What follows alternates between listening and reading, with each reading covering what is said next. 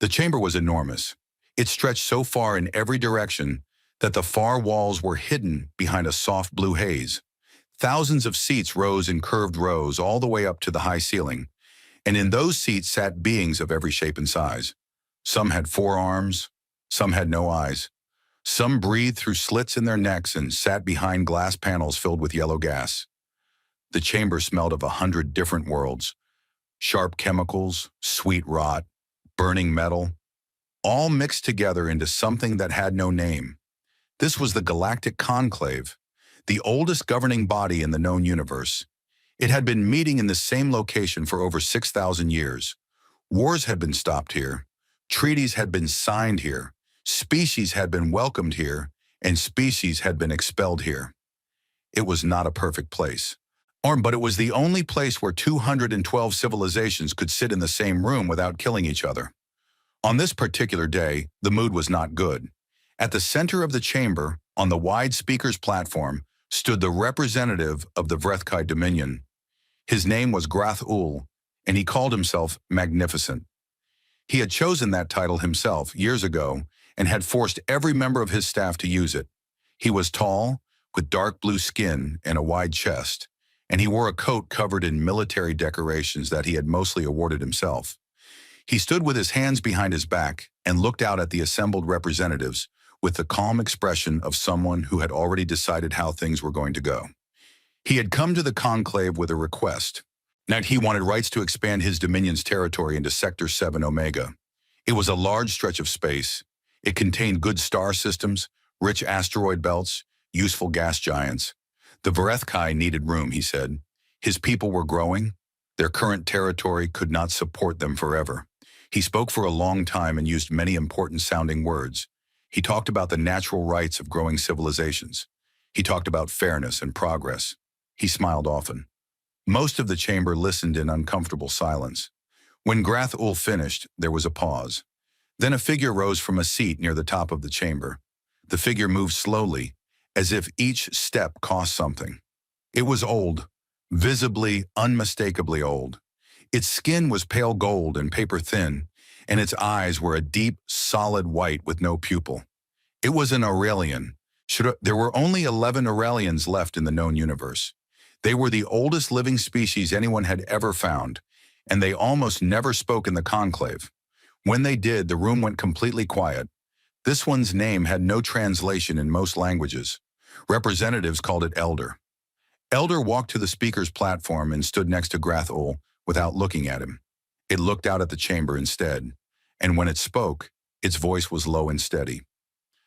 Sector 7 Omega, Elder said, is not available. Grath Ul turned to look at it. It is unregistered space, he said. The charts show no claimed territory. The charts, Elder said, are incomplete by design. It paused. The third planet of the Sol system in that sector is inhabited. The species there is called humanity. They are not registered in open conclave records because registration would attract attention. We do not want attention brought to that region. Grath Ul smiled slowly. Humanity. He let the words sit in the air like something small and harmless. I have seen their energy signatures. Their technology is primitive. They have not yet mastered stable long-range travel. They fight each other constantly over pieces of their own single planet. They are, by any reasonable measure, not a threat. Elder looked at him for the first time. That is what the Cathosi said. The chamber went very still. The Cathosi hegemony had been a powerful civilization once. They had controlled 40 star systems and had a fleet that made other species nervous. 300 years ago, they had pushed into the outer edge of Sector 7 Omega. They had sent a scouting force first, 20 ships, and when those ships did not return, they assumed a navigational accident and sent their main force. 40 warships, full military grade. Their admiral had transmitted a confident message to the conclave before entering the restricted zone. He said they were going to investigate the disappearance of the scouts and, if necessary, deal with whatever primitive resistance they found.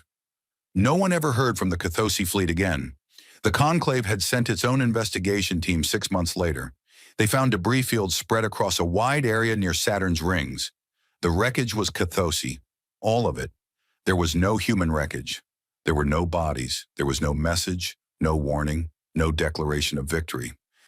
The humans had simply erased the Cathosi fleet and gone back to whatever they had been doing before. The Conclave sealed the records. They quietly reclassified Sol as a restricted zone.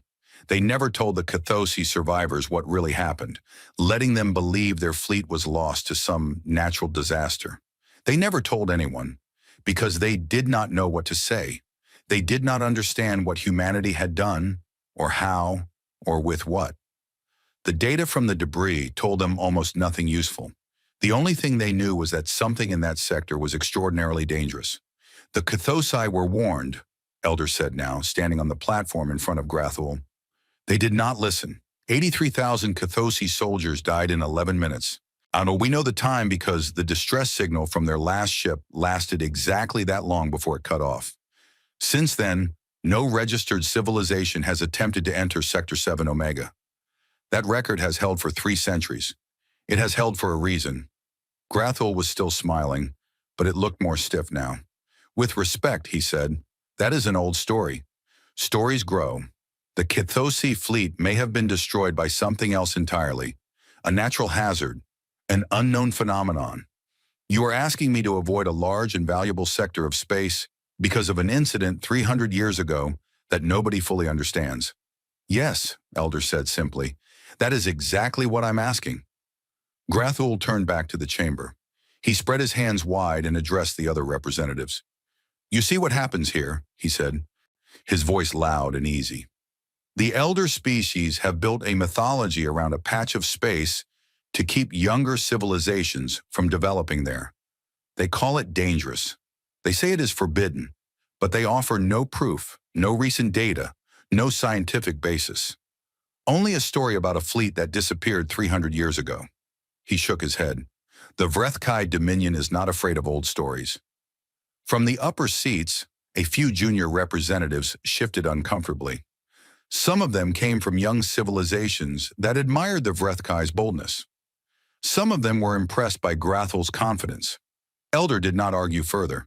It simply turned and walked back to its seat with the same slow, careful steps.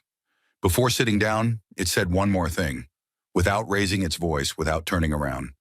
You have been told. What you do with that is your own choice, but know that you cannot undo it once it is done. The Conclave voted on the Vrethkai expansion request. By the rules of the Chamber, the Conclave could only advise, not force. Grathul knew this. He had read the charter carefully before coming. The advisory vote against expansion passed easily. 164 votes against, with many abstentions from species too frightened to be seen opposing the Vrethkai directly. But an advisory was not a law.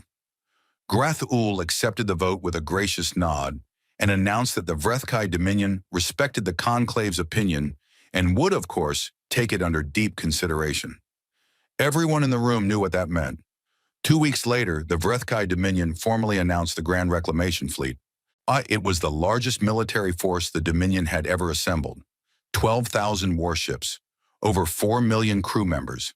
They had been building toward this for years, not just for Sector 7 Omega, but for the general expansion that Grathul had always planned. Sector 7 Omega was simply the next step. He had chosen it deliberately. He wanted to show the Conclave that their advisories meant nothing. He wanted to prove that the Forbidden Zone was a fiction. After he walked through it unopposed, every other species in the galaxy would understand that the Vrethkai could go wherever they chose. When news of the fleet announcement reached the Conclave chamber, the reaction was not anger. It was something quieter than that. Several elder species began making calls to their home systems. The Aurelians made no public statement. But 3 days after the announcement, Conclave observers noticed that the Aurelian delegation had quietly relocated its office from the central district of the station to a section near the outer docking bays.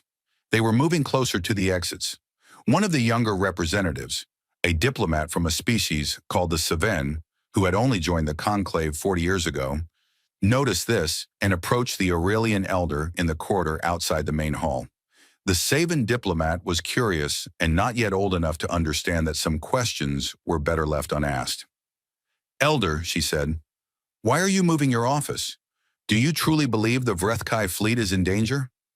Elder stopped walking. It considered the question for a moment. The Vrethkai believe they are going to conquer a primitive world, it said. One, they have looked at humanity's visible technology and decided it is weak. They have looked at humanity's size and decided it is small. They have read the surface of the situation and decided they understand it. It began walking again. Humanity has been watching the galaxy for a very long time. They have watched every war. They have watched how every fleet fights. They have watched what weapons work and what weapons fail. They have been completely silent the entire time. It paused at the door to the docking bay corridor. A species that says nothing for centuries is not a species that has nothing to say. It is a species that is waiting for the right moment. It looked back at the Saban diplomat one last time. When that moment comes, I do not want to be nearby. The door slid closed behind it. In the main chamber, Han Grathel was giving another speech. He was talking about destiny and greatness, and the courage to move where others feared. He used the word magnificent 3 times in reference to himself. The chamber listened. Some applauded. In the quiet corridor outside, the Aurelians kept packing. Far away at the very edge of the solar system, in the cold dark between the stars, something woke up. It was not dramatic. There was no sound. There was no light. A small automated station, buried inside a rock the size of a house, received a routine check-in signal from Earth. It processed the signal. It ran a sweep of the surrounding space. Its sensors registered something new, a faint trace of compressed drive signatures at extreme range, moving in a direction they should not have been moving. The station logged the data. It flagged it as priority. It sent a tight beam pulse inward, toward the sun, toward the small blue world third from it. The pulse said, "They are coming." On that blue world, in a building that did not appear on any public map, a light turned on in a room deep underground. A woman sitting at a desk looked at the readout on her screen. She read it carefully. She set down her coffee. She picked up a communications device and entered a code that had not been entered in a very long time. She did not look afraid. She looked like someone who had been expecting this for years. The year was 2387, and Earth looked almost the same as it always had from space. Almost. If you looked carefully at the night side of the planet, you could see that the lights were different. Cities still glowed in their familiar patterns. But there were new clusters now. Structured, grid-like arrangements that did not follow coastlines or rivers or the old paths of human civilization. These were the industrial zones, the manufacturing rings, the quiet engines of a species that had spent 3.5 centuries building things it hoped never to use. The moon had a gray smear near its southern pole, a base that housed 40,000 people and equipment that officially did not exist. Mars was green in 3 small valleys where atmospheric processors had been running for 80 years, and under its red surface there were tunnels that stretched for hundreds of kilometers, filled with machines and soldiers and enough stored material to fight a war for a decade without resupply from Earth. Europa had a city under its ice. Titan had a city under its sand. Every major moon in the solar system had something human inside it, and most of those things were not on any map that had ever been shared with the outside universe. Humanity had discovered quite early in its observation of the galaxy that the universe was not kind to the naive. The moment humanity had built its first functional deep space antenna, back in 2089, it had started listening. What it heard in the first 50 years of listening was enough to completely change the direction of human civilization. They heard war, they heard conquest, they heard species begging for mercy and other species ignoring those pleas. They heard the galactic conclave discuss, in polished diplomatic language, the acceptable losses involved in containing a plague on a populated world. They heard the Vrethkai, young and aggressive even then, celebrating the destruction of a species called the Mavari, who had simply been in the way of their expansion. The leaders of Earth had sat with all of this information and made a decision that was very hard but very clear. Humanity would not announce itself. It would not join the conclave. It would not wave at the galaxy and say hello and hope for the best. Instead, it would watch and learn and build and wait. It would become very strong, very quietly. And if the day came when the galaxy brought its violence to humanity's door, humanity would be ready. This plan had a name. It was called the Quiet Protocol. Under the Quiet Protocol, humanity's energy signatures were carefully managed. Their communications were tightly encrypted and deliberately scattered to look like background noise.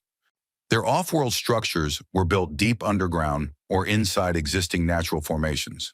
Their ships, and they had many ships, ran in electronic silence during any operation that took them near the outer solar system. From the outside, if you were a species scanning the Sol system with standard-grade sensors, you would see a mildly developed world with some orbital infrastructure and basic interplanetary capability. You would file it as pre-contact primitive. You would move on. This was exactly what humanity intended. Admiral Yeva Marchetti had been running Sol Defense Command for 9 years.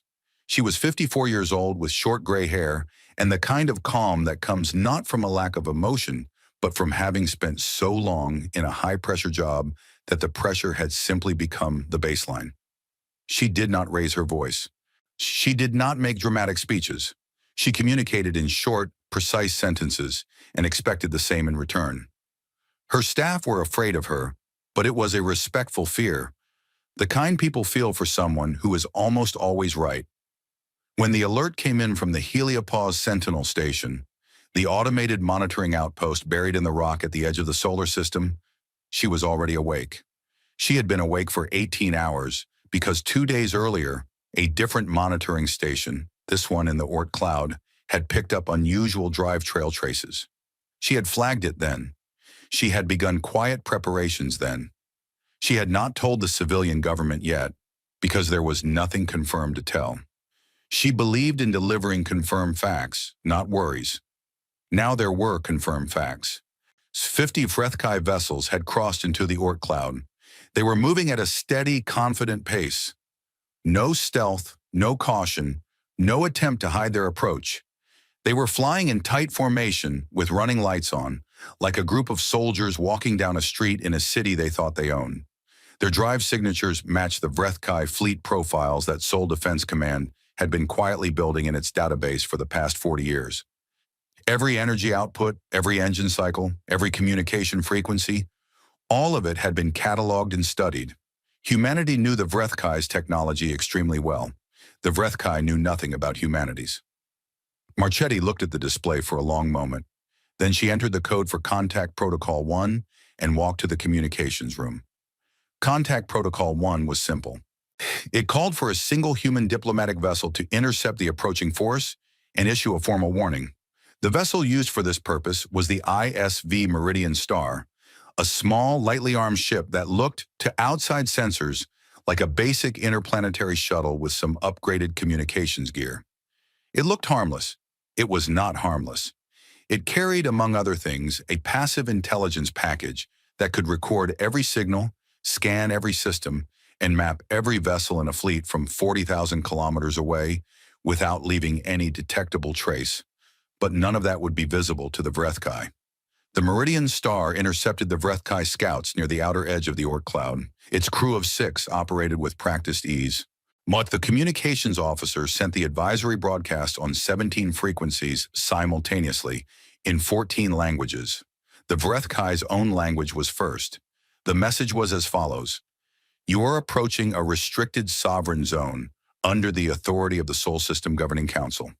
Entry beyond this point constitutes an act of territorial violation. This is your first and only advisory.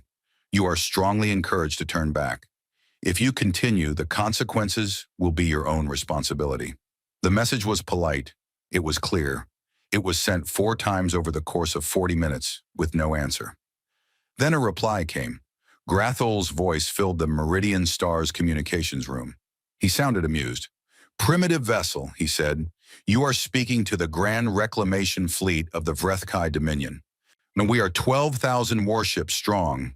We act under the authority of Grathul the Magnificent, Admiral of the Dominion, Conqueror of 14 worlds." There was a pause, as if he was enjoying the sound of his own credentials. "Your warning is noted and rejected. You will stand aside. If you comply immediately and do not interfere with our operations, you will be cataloged as a low-priority population and processed efficiently. Resistance will result in your complete destruction. You have 5 of your minutes to move your vessel." On the bridge of the Meridian Star, The communications officer looked at the captain. The captain looked at the message log for a moment. His expression did not change. He nodded once. The communications officer opened a broadband channel. Not just a local frequency, but a signal powerful enough to reach every ship in the Vrethkai fleet and every monitoring station in the solar system, and, if aimed correctly, powerful enough to reach the Galactic Conclave's communication relays. It was aimed correctly. Everything the Meridian Star did in the next 30 seconds was recorded and transmitted outward in all directions. The captain spoke clearly and without any emotion.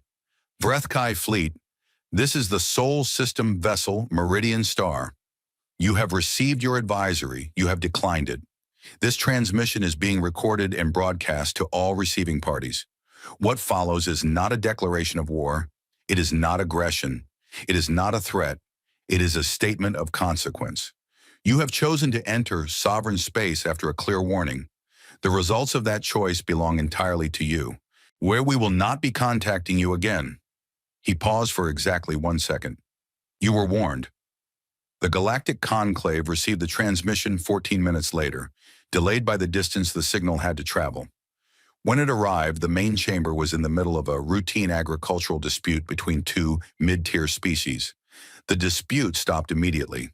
Representatives from a dozen different civilizations pulled up the transmission and played it twice. Some of them recognized the broadband signature. It was enormous, far more powerful than a basic diplomatic vessel should have been able to generate. The signal clarity was perfect. The encoding was layered with a level of technical sophistication that did not match the apparent capabilities of the vessel it had come from. In the Aurelian section of the station, an elder was already standing when an aide brought the message. It listened. It said nothing. It turned to its small group of staff and said simply, "Accelerate the packing. We leave within the hour." In the conclave chamber, a mid-tier diplomat from a species called the Rathian stood up and asked loudly whether anyone should attempt to contact the Vrethkai fleet and urged them to stop. Several other representatives agreed this was a good idea. A response team was assembled. Messages were sent. None of them reached the Vrethkai fleet in time to matter. Back in the Oort cloud, the Meridian Star turned around. Its pilot executed a clean, unhurried course back toward the inner system. No speed, no panic. It moved at a pace that suggested it had done what it needed to do and was now simply going home. Hangrath-Ul watched the small vessel retreat on his display and laughed. He turned to his officers on the command bridge and spread his hands wide. 14 civilizations, he said, and not one of them sent a ship this small to meet us. These humans send us a shuttle. He shook his head in amusement. This world is going to be the easiest conquest of my career. His officers laughed with him. On the screens around the bridge, the tactical displays showed the fleet's formation. 12,000 vessels in clean rows. Their drives burning steadily, heading inward toward the dim yellow star at the center of this unremarkable system. Grathol looked at the image of that star and thought about the speech he would give when he reached the third planet. He had given this speech 14 times before. He had it memorized. He liked the part where he listed the worlds he had already taken. It always impressed the populations being conquered. It made them understand the scale of what they were dealing with. It made them give up faster. He did not think about the Meridian Star anymore. It was already forgotten.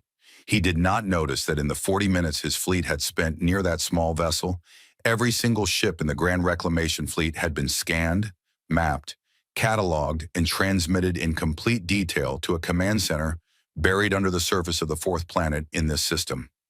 He did not know that as his fleet moved toward Neptune's orbit, the temperature inside 1,000 dormant installations across the solar system was rising, very slowly as power cores came online for the first time in years. He did not know that 40 warships in Earth orbit, ships that had never appeared on any sensor his fleet carried, had just received a short message from Sol Defense Command that contained only 2 words. Stand ready. The Vrethkai fleet crossed Neptune's orbit on a Tuesday. No one on Neptune's research station saw it happen. Because the research station did not exist as far as the Vrethkai sensors were concerned, it was buried under 40 meters of ice and rock on the moon Triton, and its exterior shell was coated in a material that scattered sensor pings in random directions. From outside, the moon looked empty. Inside, a team of 42 scientists and military observers watched the Vrethkai fleet move through their sensor range with the quiet focus of people watching something they had spent years preparing for. The lead observer, a tall man named Dr. Chin, marked the timestamp in the log and sent a compressed data burst back toward the inner system. It arrived at Seoul Defense Command in under 20 minutes. By then, the fleet's position, speed, formation, and updated tactical profile had already been integrated into the main targeting computer. Every Vrethkai ship had a number. Every number had a file. Every file contained the ship's engine output, its shield frequency, its hull composition, its likely crew count, and the specific weapon configuration most effective against it. This information had been built slowly, over decades, by listening. Humanity's deep space monitoring network stretched from the Oort cloud to the Kuiper belt to the outer moons of Neptune and Uranus, and it had been running quietly for nearly 2 centuries. At every Vrethkai military broadcast, every tactical exercise, every fleet maneuver that had ever been transmitted on any frequency had been received, stored, and studied. Humanity knew how the Vrethkai fought. They knew the preferred formation for an assault on a defended planet. They knew the sequence in which Vrethkai commanders issued orders during a battle. They knew which of their ships moved first and which moved last. They knew the exact frequency bands the Vrethkai used for fleet-wide communication and the precise electromagnetic signature that preceded a weapons lock. They had been paying attention for a very long time. On the bridge of his flagship, Grath-Ul was reviewing what his sensors were telling him about the Sol system, and what they were telling him was mostly what he expected. There was a small inhabited world in the third orbital position. There was orbital infrastructure around it. Satellites, some kind of station, a few vessels in low orbit. There was activity on the fourth planet and on several moons, but the energy signatures were low-grade and consistent with early-stage colonization. There was asteroid mining activity in the belt between the fourth and fifth planets. The fifth planet was a gas giant, useful for fuel processing, nothing more. Everything looked small, everything looked manageable, but his sensor officer, Veth Ka, was frowning. Veth Ka was young for her rank, only 32 years old, and she had earned her position by being extremely good at reading data. She had a habit of going deeper into sensor returns than most officers bothered to, while looking past the obvious signals at the background noise underneath. She had once found a hidden listening post on a supposedly empty asteroid by noticing a micro-variation in its albedo. Now, as she worked through the returns from the Sol system, she was noticing things that did not line up cleanly. The asteroids in the belt had mass readings that were slightly off from what their visible size would suggest. Not by much, barely a fraction of a percent, but she noticed.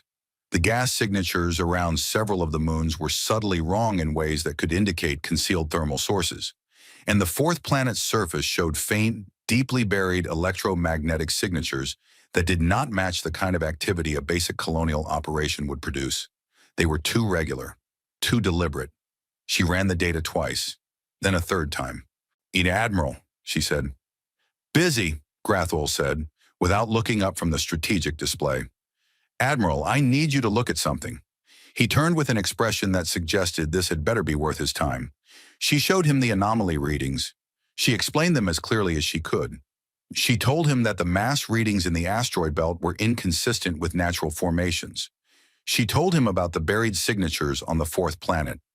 She told him that, in her opinion, there might be more to this system than the initial scan suggested. Grath-Ul looked at the data for a moment. Then he looked at the main display, where 12,000 of his ships moved in perfect formation across the outer solar system. He thought about the 14 worlds he had conquered. He thought about how each of those conquests had felt at this stage. The sensor confusion, the strange readings, the junior officers who got nervous and saw threats in shadows. He had learned to trust the big picture over the small details. "Navigation interference," he said. "This system has unusual magnetic fields near the gas giant. It affects deep-range readings. Update your calibration model." He went back to his display. "Continue as planned." Veth Ka said, "Yes, Admiral." She went back to her console. She did not update her calibration model. She kept looking. What was actually happening in the Sol system, while the Vrethkai fleet moved steadily through the outer range, was this. In the asteroid belt, inside a rock called 2103 Delta that appeared on no public chart, a battalion of 1,200 human Marines was running final equipment checks. The rock had been hollowed out over a period of 60 years. It was not a base in any traditional sense.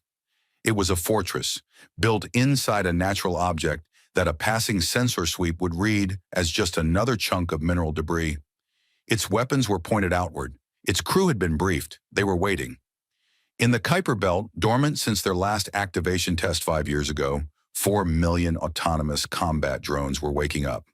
They were small, about the size of a human fist, and they had no propulsion of their own. They moved using magnetic field riding and microburst chemical thrusters, which produced almost no detectable signature. They had been seeded across the outer solar system over the past 100 years, one by one, carried out on resupply missions and released in clusters during routine transit runs. Most of them had been sitting still long enough to accumulate thin coatings of dust and ice, which made them nearly invisible to standard sensors. Their cores were now warming. Their targeting systems were now linking up with the central command network. They were slow to move, but they had enormous range and they could swarm. On Titan, the surface had a landscape of orange hills and chemical lakes that looked the same as it had for billions of years. But 3 of those hills were hollow. Their outer shells were constructed from local materials processed to match Titan's natural composition precisely. Inside each one was a launch array, a long series of electromagnetic accelerators pointed at a carefully calculated section of sky. Whilst the arrays had been built over 80 years, mostly by robotic construction teams, and they had never fired a live round. They had run simulations 10,000 times. The engineering team had been running final checks for the past 72 hours and had logged them all green. In Earth orbit, 40 warships sat in absolute silence. They ran no active sensors. They emitted no communications. Their drive systems were fully powered but completely contained, generating no exhaust. They were wrapped in a stealth composite developed 30 years ago by a materials science team in Norway, and they were so good at being invisible that Earth's own civilian air traffic systems did not register them. They had been up there for 6 years, maintained by rotating crews who understood that their job was to wait. They were very good at waiting.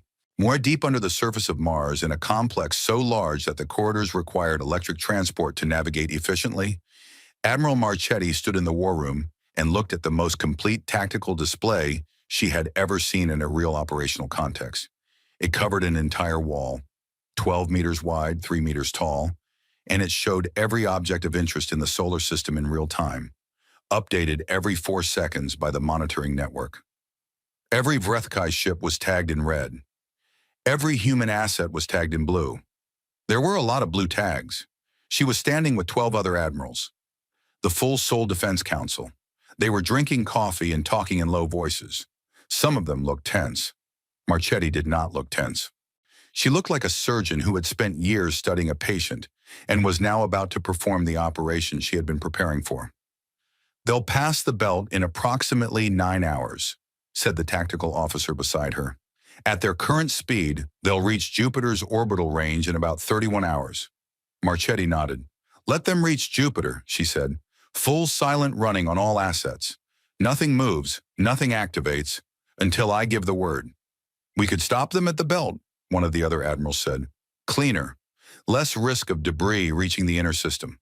"We're stopping them at Jupiter," Marchetti said. "I want them far enough in that there's no running back, and I want every asset in position and confirmed ready before we go. No rushing." She turned back to the display. On it, the red dots of the Vrethkai fleet crept slowly inward, unaware that 12 layers of response were arranged around them in complete silence. In the conclave, a mid-tier diplomat had been trying for 18 hours to reach the Vrethkai command ship with a message urging caution. She had sent the message 11 times. She had received no response. She was now standing in the corridor outside the Aurelian section of the station, trying to find Elder, because she had the unsettling feeling that she was missing something important, and Elder would know what it was. She found Elder in the docking bay, already aboard a small transport vessel, staff moving efficiently around it. The bay smelled of fuel and cold metal. "Elder," she said, "can you tell me something? Why are the humans doing nothing? The Vrethkai fleet is passing Neptune. Why hasn't there been any response? No military movement, no communications, nothing. Is it possible the humans actually can't respond?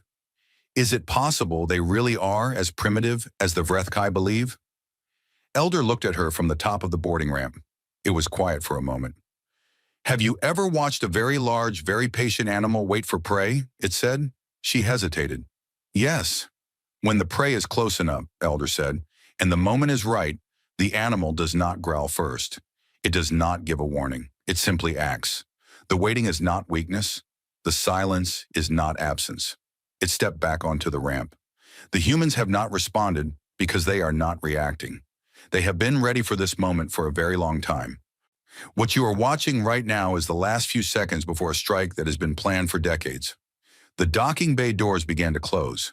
Elder's transport detached from the station without another word. The diplomat stood in the empty bay for a long moment. Then she walked quickly back to the communications room to try once more to reach the Vrethkai fleet. In the cold dark between Jupiter and the asteroid belt, 4 million small patient drones finished their startup cycles. Their targeting matrices synced with the command network. Their engagement protocols loaded. They drifted quietly in the dark, separated by thousands of kilometers, invisible, motionless, and completely ready. They waited for the word that they knew was coming. Everything waited. Grathul had given his conquest speech 14 times. He knew it the way a performer knows a song they have played for years. Not just the words, but the rhythm of it, the pauses, the moments where he let the silence stretch before saying the next thing. He had refined it over the years. The early version had been too long. The current version was exactly 22 minutes, and it covered his credentials, the history of the Vrethkai Dominion, a brief summary of the 14 worlds already under his authority, and a clear explanation of what the people of the target world could expect if they cooperated versus if they did not. It ended with the phrase that he had come to think of as his signature line: "The galaxy bends to those with the will to shape it." He was 14 minutes into the speech when the lights went out. Not on his flagship, not in any physical sense.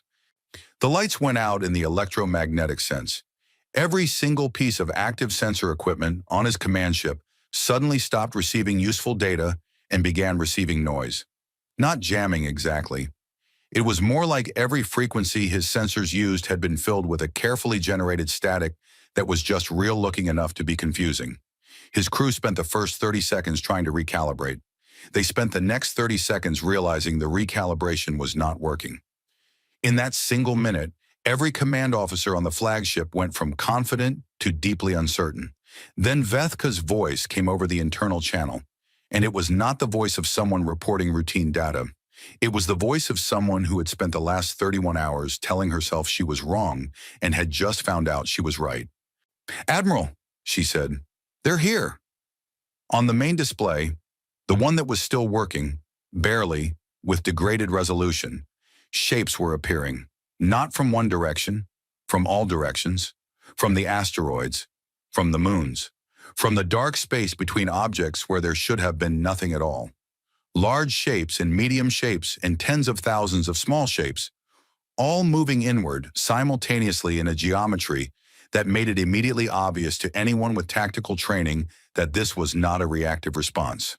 This was a prepared one. Every vector was too precise. Every approach angle was too perfectly coordinated.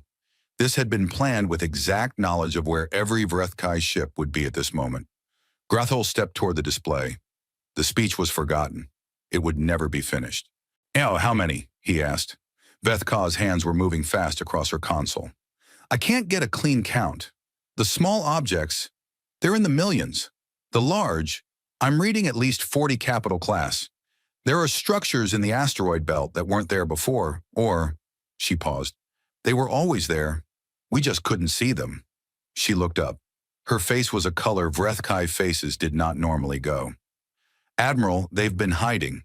Everything we saw coming in, everything that looked empty, it wasn't." He had not even finished processing that when the first strike came. It did not come as a wave.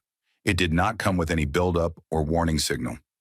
One moment the Vrethkai destroyer VKS Harith was moving in formation at the fleet's left flank, and the next moment it was not there anymore.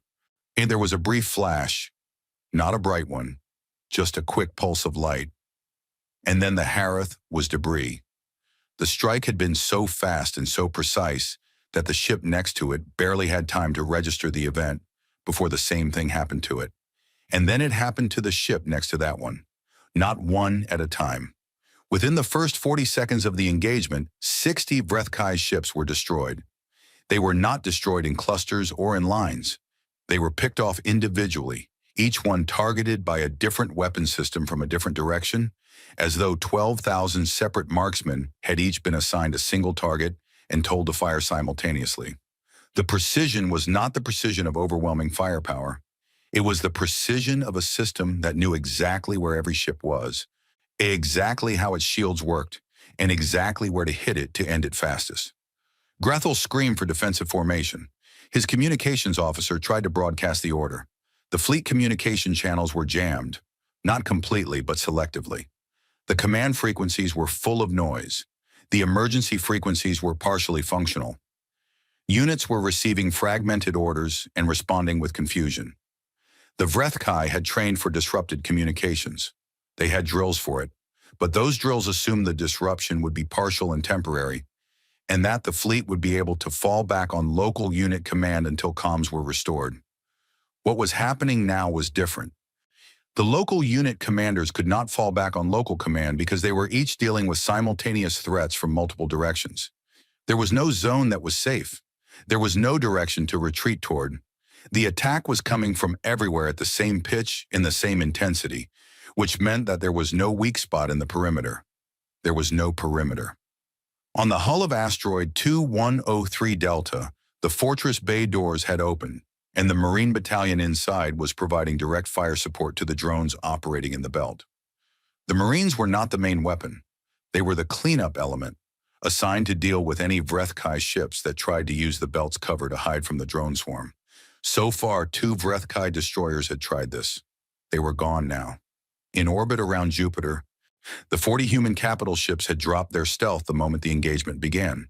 They lit up, drive trails burning, weapons hot, and moved in tight formation toward the densest concentration of the Vrethkai fleet. They were big ships, built over decades in underground orbital facilities, and they moved with a quiet authority that was different from the frantic energy of the Vrethkai ships scrambling around them. The Vrethkai tried to target them. 12 ships redirected fire toward the human capital group. The weapons hit. They hit the shields, which were not the shields any of the Vrethkai fire control systems had been designed to penetrate, because those systems had been calibrated based on old data from the Cathasi incident, which was the only time the Vrethkai had any record of confronting human technology. The human shields in 2038 were not the human shields of 2087. The weapons fire scattered. The capital ships kept moving. On Titan, the launch arrays fired for the first time.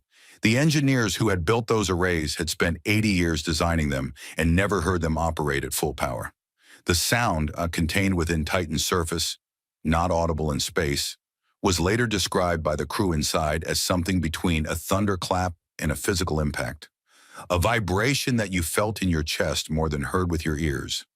The projectiles they fired were not traditional explosives.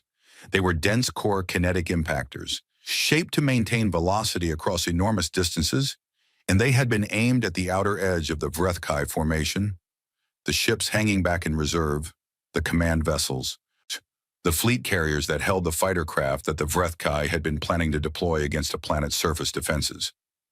Those carriers never deployed their fighters. In the war room on Mars, Marchetti watched the display. The blue tags moved smoothly. The red tags were going out one by one, quickly but not chaotically. The engagement was tracking almost exactly to the projected models her team had built over the past decade of planning. She was not cheering. None of the 12 admirals were cheering. They were working, monitoring asset status, tracking ammunition usage, watching for anything unexpected. The room was quiet except for clipped technical exchanges and the steady soft sound of the ventilation system. Capital Group is past the halfway point, the tactical officer reported. We drone swarm at 72% engagement coverage. Belt assets holding. Titan arrays confirm second salvo complete. Losses? Marchetti asked. The tactical officer checked. None confirmed. She nodded and kept watching. 6 minutes into the battle, Grathul managed to get a partial communication channel open to 3 of his fleet commanders. He ordered them to consolidate their remaining ships and push through toward the inner system. His logic was that the humans' weapons were concentrated in the outer system, and if the fleet could break through to the inner planets, they might find a gap in the coverage. It was not a bad instinct. It was the kind of aggressive forward push that had worked for him before, but the humans had planned for it. The inner system was not undefended. It was where the secondary systems were, the ones that hadn't fired yet. The lunar base on Earth's moon had weapons that had not been activated. The orbital defense network around Earth itself, which looked like a satellite constellation to anyone scanning from outside, was something very different up close. And the 40 capital ships were not following the Vrethkai ships trying to push inward. They were moving to cut them off. Of the 1,200 ships that attempted the inner system push, 316 made it past Jupiter's orbital range. They did not make it significantly further. At the 9-minute mark, Grathul's flagship took its first hit. It was not destroyed.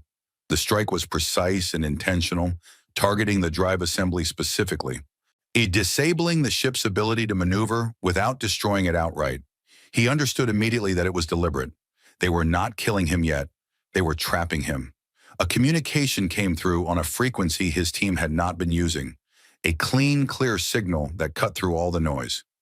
Grathul. Admiral Marchetti's voice was calm and unhurried. You have approximately 2 minutes before we complete the engagement with your remaining mobile vessels.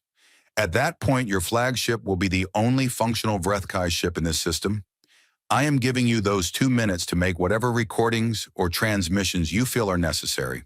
A pause. You were warned. The channel closed. Grathul stood on his bridge and looked at his display.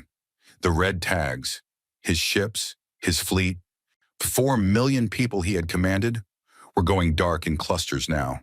Not because the battle had accelerated, but because there were fewer and fewer left to track. The display that had shown 12,000 vessels in clean formation an hour ago now showed hundreds, then fewer than 100. The numbers dropped with a cold, metronomic regularity that was worse than chaos would have been. Chaos would have meant randomness. This meant that every death was chosen, targeted, deliberate. He tried to open a conclave channel. He got through. He was screaming by then, not the loud, confident voice that filled chambers and gave speeches. Something smaller. Help us, he said. Conclave intervention. We are being destroyed. 12,000 ships. All of them. Send help. The conclave chamber received the signal. What representatives watched on their screens. No one moved to intervene. Some of them looked away. The Rathian diplomat who had been trying to reach the Vrethkai for days sat in her seat and stared at the transmission with an expression that was not satisfaction, but something closer to grief. Grief for the loss of life, grief for the arrogance that had made it inevitable. At 11 minutes and 7 seconds after the engagement began, the last mobile Vrethkai vessel in the Sol system was destroyed. 212 ships had attempted to flee back toward the Oort cloud. They were not fast enough. The drone swarm had been assigned a pursuit vector from the moment the retreat began, and the drones were patient and thorough. The humans' doctrine, written after the Cathosai incident, debated for decades, ultimately agreed upon by every Sol Defense Council in the 3 centuries since, was absolute. No vessel that entered sovereign Sol space in aggression was permitted to return to hostile territory with intelligence about Sol's capabilities. The last drone pursuit ended 47 minutes after the main battle, far out in the Kuiper Belt in complete silence. Total Vrethkai fleet, 12,000 ships, 4.2 million crew members. Time of engagement from first strike to last pursuit, 58 minutes and 23 seconds. Human casualties, 0. In the war room, when the final confirmation came through, Marchetti set down her coffee cup. She looked at the display for a moment. Then she looked at the 12 admirals around her. They looked back at her. No one celebrated. No one raised a fist. Several of them nodded slowly, which was as much as any of them had. Then they began the work of post-engagement assessment, documenting what had been used, what had worked, what might be refined. There was already a report to write and a solar system to clean up. The Galactic Conclave did not convene an emergency session immediately. It convened many things immediately. Private communications between delegations, urgent calls back to home systems, a dozen simultaneous closed-door meetings that ran through the night cycle of the station's artificial clock. But the full chamber session did not happen until 2 days after the battle in Seoul, because the first day was spent in something that had no formal name in conclave procedure. It was spent in stunned silence. Civilizations that had been dealing with galactic politics for thousands of years found themselves sitting very quietly and thinking very carefully about what they had just watched. When the session did open, it was different from other sessions. Normally, representatives argued. Normally, there were long speeches and points of order and diplomatic language wrapped around barely hidden threats. This session was quieter. People spoke carefully. Nobody wanted to say the wrong thing, because for the first time in a very long time, the chamber had been reminded, in extremely clear terms, that there was something in the galaxy more dangerous than any of the civilizations currently sitting in this room. The first item formally raised was a motion to reclassify humanity's official status in conclave records. For 3 centuries, and the Sol system had been listed under a bureaucratic category that translated roughly as uncontacted developing world, restricted access. Several species now argued that this classification was no longer accurate or appropriate. A developing world did not destroy 12,000 warships in under an hour without losing a single vessel. A developing world did not have 4 million autonomous combat drones seeded across its outer solar system. A developing world did not run a centuries-long silent intelligence operation against every major military power in the galaxy. The motion to reclassify humanity as a sovereign power, a full, independent, recognized civilization with the same formal standing as any of the elder species, passed unanimously. It passed in 11 minutes, which was the fastest vote on any major motion in conclave history by a margin of several hours. There was one abstention. The Aurelian delegation did not vote because the Aurelian delegation was not present. They had left before the battle, but they sent a written statement that was read into the record. It was short. It said, "This reclassification is overdue by approximately 3 centuries. We trust the chamber will govern itself accordingly going forward." The second item was harder. The conclave needed to send a formal diplomatic delegation to Earth. This was necessary for a dozen procedural reasons, but it was also, everyone understood, a political act. A public acknowledgement that humanity was now a power that the conclave respected and intended to treat as an equal. Finding volunteers for the delegation was surprisingly difficult, not because anyone wanted to be hostile to humanity, but because nobody was entirely sure what the interaction would be like. They had just watched humanity erase a fleet of 12,000 ships with the calm efficiency of someone doing a routine maintenance task. The idea of walking up to these people and making small talk was, for many species, slightly terrifying. Eventually, a delegation of 7 was assembled, led by Conclave Secretary Orith, a calm and experienced diplomat from a species called the Venethi.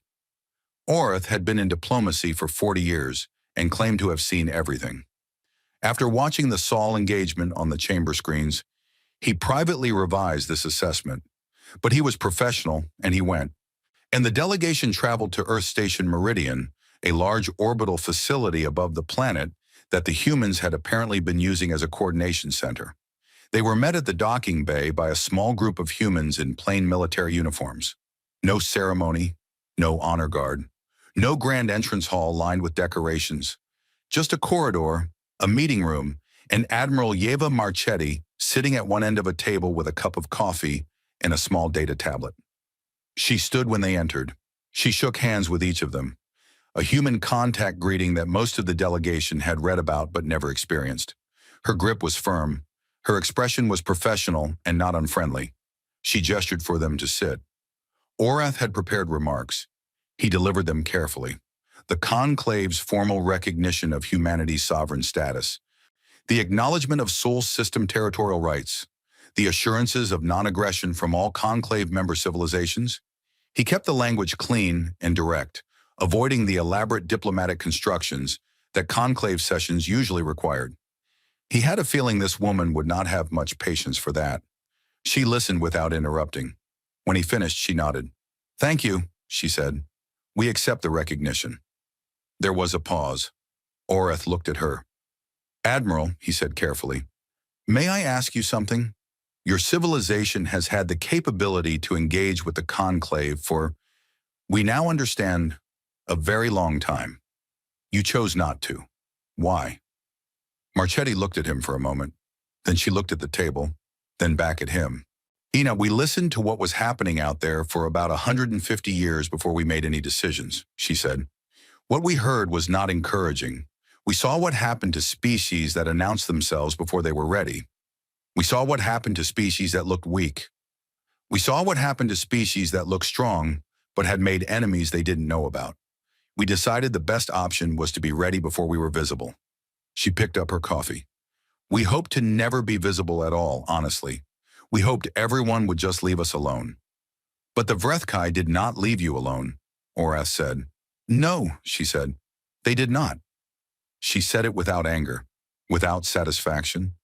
It was a plain statement of fact, the way you might note that it had rained yesterday. What happens now? Orath asked. With the Vrethkai, their homeworld, their remaining systems, they are now without a military. Without the fleet, they have no defensive capacity. Some Conclave members have raised the question of whether the Vrethkai civilian population is now at risk from other aggressive civilizations who might see an opportunity. Marchetti was quiet for a moment. That's a Conclave problem, she said. We destroyed their fleet because it entered our space after a warning. We have no interest in their homeworld. We have no interest in their civilian population. We are not conquerors. She set the coffee down. Make sure your members understand that. We acted in defense of sovereign territory. That's the beginning and end of it. Orath nodded slowly. He believed her. He was not sure whether that made it better or more frightening. But he believed her. After the delegation left, Marchetti sat alone in the meeting room for a few minutes. Outside the room's viewport, the curve of the earth was visible, brown and blue and white, clouds moving in slow spirals over the ocean. She had spent most of her career underground, in war rooms on Mars, and in bunkers on Earth, and she did not often have reason to be in orbital stations. She looked at the planet for a while. Then she picked up her tablet and went back to work. Far from the Sol system, in a part of the galaxy that the Vrethkai had once called home territory, a young woman named Scylla sat in a small apartment in a city on the Vrethkai homeworld. She was 19 years old. She worked in a fabric manufacturing shop during the day and studied engineering in the evenings. She had known in a distant way that her government was sending a fleet somewhere. The news channels had talked about it as a great expansion, a historic moment, a demonstration of Vrethkai power. The news channels had stopped talking about it 11 days ago. There had been no official announcement from the government. There had been no update, no statement, no confirmation of anything. Just silence, and then slowly the kind of quiet information leak that governments cannot fully suppress. Rumors at first, then whispered numbers, then a gradual collective understanding settling over the population like a cold fog. The fleet was gone, all of it. 4 million people were not coming home. Scylla's older brother had been on one of those ships. She had not cried yet. She was not sure she had fully understood it yet. She sat at her kitchen table with a small portable screen in front of her, and on that screen she had found a recording, one of the last transmissions from the fleet, picked up by a monitoring satellite and circulated quietly through restricted data channels until it found its way to the general public. It was the transmission from the human vessel Meridian Star, the one that had gone out on broadband before the fleet reached the inner system. She had listened to it 3 times. She listened to the calm voice of the human captain. She listened to the words. She listened to the final phrase, "You were warned." She sat with it for a long time. She thought about her brother, who had laughed at the dinner table 2 months ago and called this expedition an easy victory, and said he would be home by the end of the season. She thought about the 14 worlds the Vrethkai had already conquered, the populations that lived under Vrethkai authority now, the way her civilization had always talked about expansion as natural and right and necessary. She thought about the moment when the fleet commander had received a warning from a small ship and laughed. She looked out her window at the night sky. The stars looked the same as they always had, distant and cold and very, very numerous. She had grown up thinking of them as places to go, future territory, future resources, future glory for her people. Now they looked different. Now there was a star out there, one of those tiny lights that had a planet around it where something lived. Something that had watched the galaxy for centuries without speaking. Something that had built defenses so thorough that 12,000 warships had not been enough to even scratch them. Something that had been warned and then waited patiently for the warning to be refused, and then acted with a speed and completeness that left no room for doubt about what it was capable of. She did not know which star it was. That was, she understood slowly, exactly the point. In the conclave station, Elder returned 2 weeks after the battle. It came back quietly as it did everything. No announcement, no ceremony, just a transport docking and a small group of pale gold figures moving through the corridor to their offices, which had been moved back from the docking bay to the central district again. A junior Aurelian aide asked Elder whether it was surprised by what had happened, or whether it had expected the battle to end so completely and so quickly. Elder considered this. No, it said. I was not surprised. I was watching what I expected to watch. When did you first realize humanity was this powerful? The aide asked. I did not realize it, Elder said. I suspected it when I first read the records of the Cathosi incident 300 years ago. The Cathosi fleet did not simply disappear. It was eliminated with a precision that told me the humans had planned for exactly that kind of incursion. A young species reacts to an attack. An experienced species prepares for one. It paused. I spent many years after that incident watching humanity's energy patterns. They were almost perfectly controlled. Almost, but not quite. Well, you cannot hide everything from someone who is looking very carefully. It continued down the corridor. What I saw was patience. Patience on a scale most civilizations cannot manage. They were afraid, not of losing a battle, but of being seen before they were ready. That kind of fear, disciplined and directed, is not weakness. It is strategy. The aide was quiet for a moment. What do we do now? How does the conclave deal with humanity going forward? Elder stopped at the door of its office. It turned and looked at the aide. Respectfully, it said, and honestly, and without assuming that because they did not speak, they were not listening. It opened the door. Everything the conclave has said for the last 300 years, humanity heard. They know what we said about them. They know who warned them and who did not. They know who was afraid and who was not. Elder stepped inside. We start from that truth and we proceed carefully. The door closed. In the galaxy, word spread. It always does. The conclave's formal recognition of humanity as a sovereign power went out through diplomatic channels, but the story of the battle traveled faster than official channels, carried by traders and travelers in the kind of informal communication networks that no government can fully control. It reached young civilizations just beginning to develop space travel. It reached old civilizations reconsidering their territorial ambitions. It reached aggressive species who had been looking at nearby systems with hungry eyes and who were now, very quietly, updating their threat assessments. The forbidden zone around Seoul was not reduced, it was expanded. Not by human demand, by mutual, unspoken agreement, because the galaxy had learned something. Not about human weapons, though those were clearly extraordinary. Not about human strategy, though that was clearly sophisticated. The galaxy had learned something simpler and more important than either of those things. Humanity did not conquer. It did not expand by force. It did not seek territory it hadn't already claimed. It had spent 3 centuries building the ability to destroy, and had used that ability exactly once, against exactly the force that had refused the warning and walked into its home. They had not chased the Vrethkai homeworld. They had not made demands. They had not broadcast their victory or made speeches. They had just won, completely, and then gone back to what they were doing before. And that restraint was more frightening than anything else about them. Because a civilization that builds what humanity had built, and then does not use it for conquest, that civilization is not held back by inability. It is held back by choice, and a choice can change. In a cold room on the Vrethkai homeworld, Sila finally closed the recording. She sat in the silence for a long time. Then she went to bed. She did not sleep for a while. She lay in the dark and thought about how her world had always told her that strength meant taking, that power meant pushing, that greatness meant being the thing others feared. She had believed this.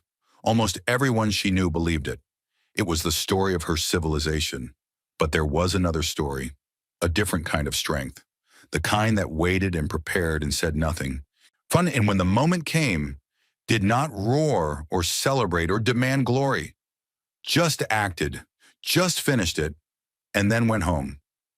She stared at the ceiling.